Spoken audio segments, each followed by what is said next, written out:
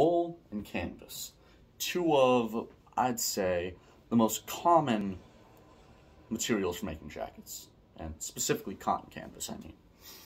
Have not been able to find linen canvas anywhere. Haven't been able to find any linen sheets, any type of weave of linen in general. Really, I wanted it for making a good summer shirt, but completely different topic. Wool and cotton canvas, duck canvas. Which is better? I'd say, kind of depends on what you're doing. Because cotton, it's a lot more cheaper than wool. So, if you're a tradesman, if you're a welder, or carpenter, electrician, plumber, and you're outside, you're out in the field, it's freezing cold, a canvas jacket's a lot cheaper. It's also pretty lightweight, I'd say. And most canvas jackets are actually work jackets. They're made for work, especially things like Carhartt. And they're built to allow you to move around. Most of them have something like a gusset in the shoulder or just a very loose shoulder in general. And they're pretty effective at keeping you warm because they don't breathe well. This, for instance, is an LLB field jacket.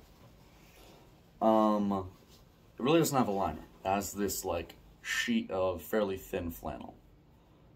But the canvas itself, it's pretty heavy duty, it's durable, and if you try to breathe through it,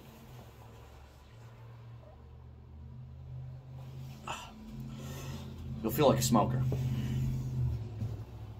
So, doesn't breathe, keeps you warm. It's cheap, it's lightweight, and cheaper. An LL Bean field jacket is probably around $130. So, cheap, but you can find a lot of military surplus ones that are cheaper and probably a little bit better at being water resistant. The other thing too about canvas, especially duck canvas, is obviously that it's durable. It's not going to rip apart really easily. That jacket in particular, I was walking through the woods, same woods my last video was in, where there's a lot of briars.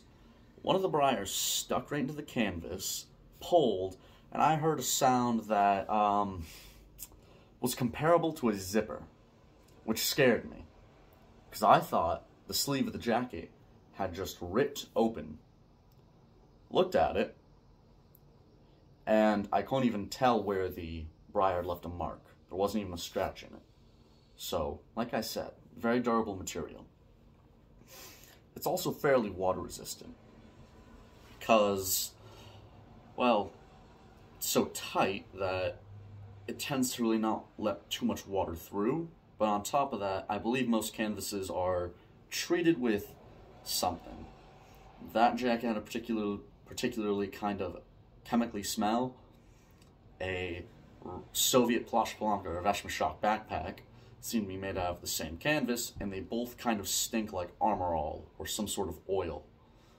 So it is clear, seems apparent to me at least, that they're at least treated with something. Now, the only issue with them is they will eventually soak through. So if it's very wet out, then they soak through. And sure, the jacket might look great. This one looks pretty nice. Has this cool green lapel. Kind of looks like Arthur Morgan's gunslinger jacket from Red Dead Redemption 2. But once this soaks through, it's not really doing its job. It is wet, soaking wet, and you are now freezing cold. And the snow, perhaps, really nasty freezing rain. So you're kind of screwed. The only really way to get rid of that issue is to find somewhere to warm up and dry off. Now, if you have a tent, well, that works, but if you're on a job, you kind of just have to deal with it. Or if you're just out hiking in the woods, just kind of have to deal with it. Now, the material that material that does not give you that issue is wool.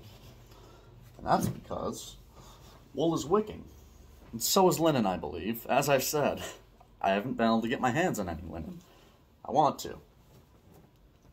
But wool, it is actually stronger than canvas. In some regards, it might actually be stronger than steel, in the sense that if you take a wool fiber and a steel cable of the same diameter, same thickness, and you fold them over, the wool fiber will fold over many more times than the steel without breaking. So this is stronger.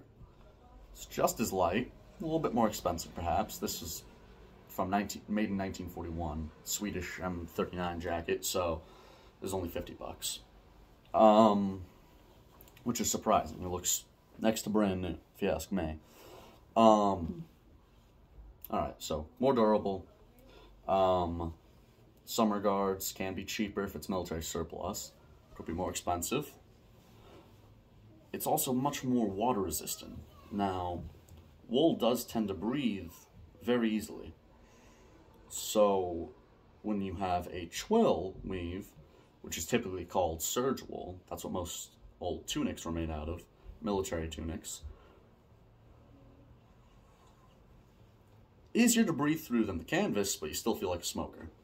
So, even with this thin piece of wool, as you can see, it's not very thick, and not an insane liner on it, it's just so you don't get too scratched up in here. It's a lot warmer, considerably warmer. Water has the same effect on it, it just really beads up and rolls off, especially on these outside little fibers. But on top of that, it wicks it, meaning that it holds all the moisture on the inside of the fiber, meaning the outside is still dry, so you don't have this cold wetness on you.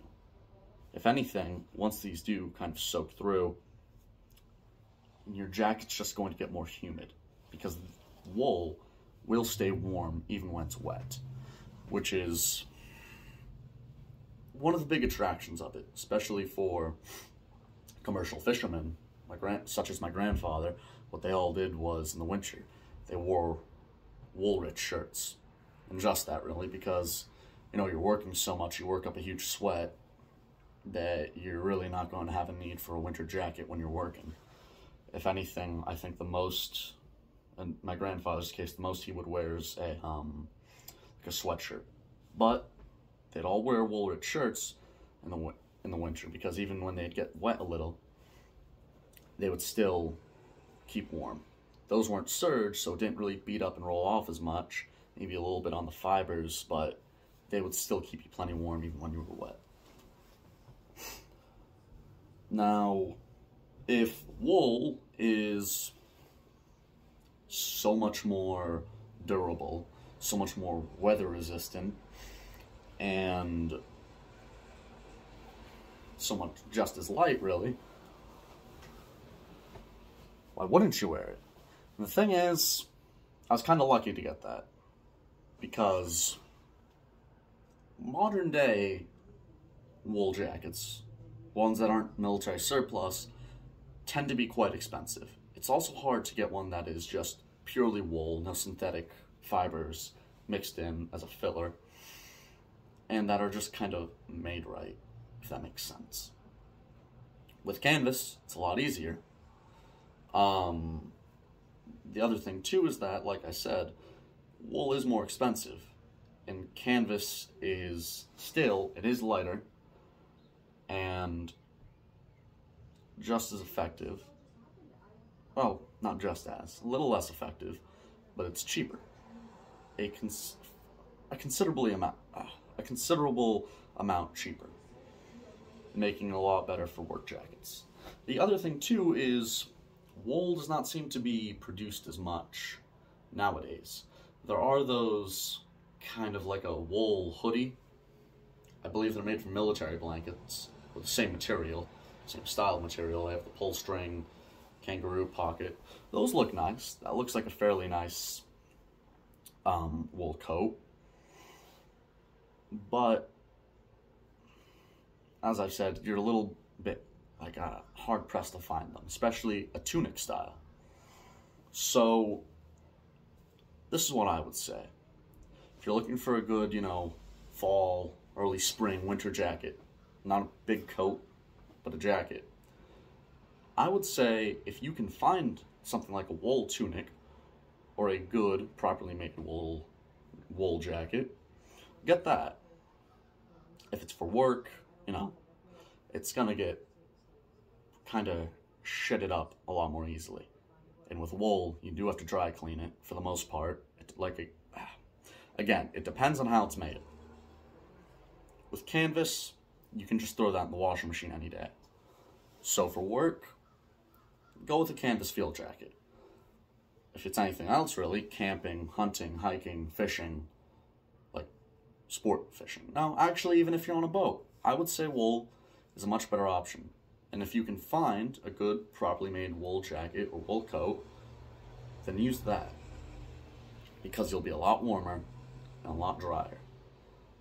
I hope you all found this video informative and somewhat entertaining.